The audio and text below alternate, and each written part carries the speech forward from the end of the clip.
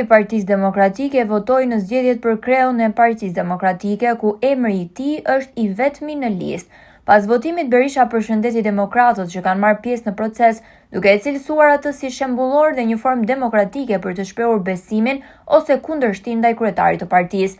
Ajo bëri thirrje anëtarëve të Partisë Demokratike që ende nuk kanë votuar të marrin pjesë në proces, të cilën e cilësoi si një standard që zbatohet edhe në partitë moderne, europiane dhe botërore. Përshëndes të gjithë demokratët dhe demokratët që kanë votuar deri tani në mbar Shqipërinë në një proces shembullor, në një proces në të cilin në mënyrën më demokratike, referendare, i shprehin besimin ose shprehin vullnetin e tyre për kryetarin apo dhe kundër tij.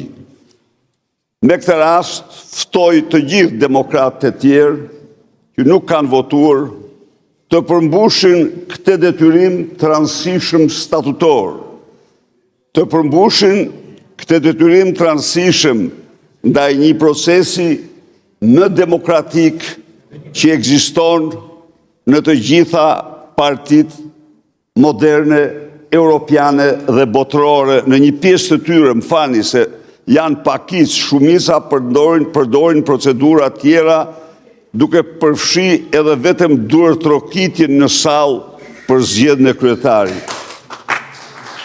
I garantoj se do të përmbush me përkushtim të madh detyrimet e mia ndaj besimit të tyre, ndaj qëndrimeve të tyre. Faleminderit. Zoti Berisha, në rrjetet sociale janë publikuar, ose më saktë vetë ish deputeti Ervin Saliani ka publikuar disa foto ku qytetarët ose demokrat kanë marrë fletën e votimit, nuk kanë zgjedhur emrin tuaj, por kanë shënuar emrin e Ervin Salianit. A jeni penduar që nuk e keni rival për kjo? Unë besoj se përplitjet e një përfaqësuesit botës krimit nuk mundet me asgjë të përlyejnë këtë proces në demokrat në Shqipëri. Përfaqësuesit e botës krimit nuk kanë dhe nuk do kenë kur vend në këtë parti. Ndarja jonë me botën e krimit është ndarje për jetë e vdekje. Kjo është zgjidhje përfundimtare jona. Askush dhe asnjëri nuk mund të mendoj se të konsideroj fuqi në këtë parti fuqinë e krimit. Jo, zero. Deputetja e Partisë Demokratike Josefina Topalli ka votuar në zgjedhjet për kreun e Partisë Demokratike.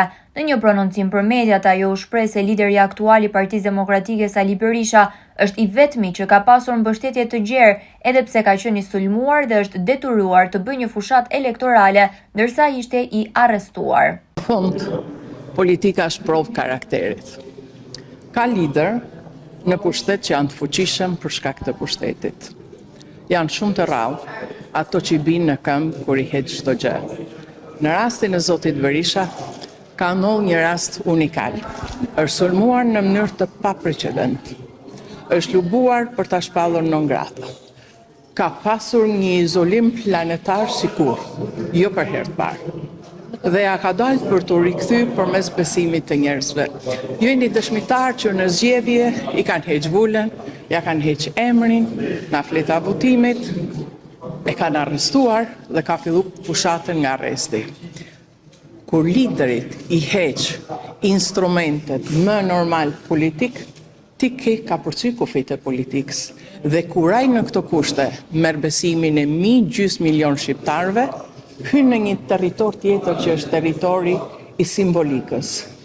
Dhe në territorin e simbolikës, ai nuk funksionon më me logjikën e establishmentit. Nënkryetari i Partisë Demokratike Agron Gjekmarkaj ka votuar në Selim Blu në zgjedhjet për kryetarin e partisë. Pas votimit, Gjekmarkaj komentoi mungesën e garës, duke deklaruar shkurtimisht se po të kishte garë do të bënim garë, ndërsa shtoi se në kushtet aktuale procesi i nënshtrohet ligjeve të referendumit. Mjaft korrekt dhe mjaft natyrshëm. Ishte garë apo referendum? Nga kamera. Garë kur ka garë, referendum kur nuk ka garë. Nga kamera Po.